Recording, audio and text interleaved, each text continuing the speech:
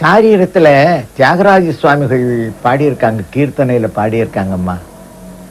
நாபி ஹிருத் கண்ட ரசன, அடிவயத்திலிருந்து வரணும் நாதம்.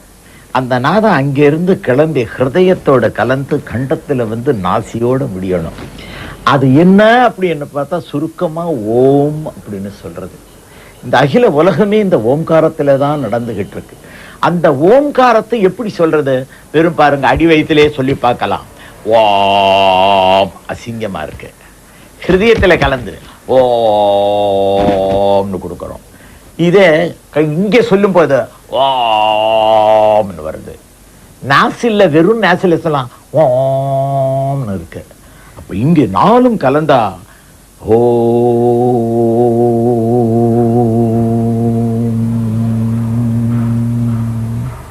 அதுதான் வெங்கலநாதம்னு சொல்லுவாங்க.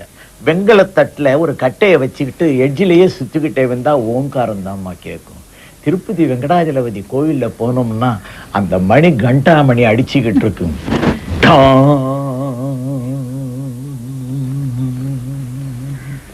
அவ்வளவு சுகம் இருக்குமா. அது மாதிரிதான் கண்டசாலா பாடுற மாதிரி கண்டாமணி மாதிரி வரணுமா நாதம். அந்த நாதம் தான் எல்லா மனசுலையும் போய் புகழும்.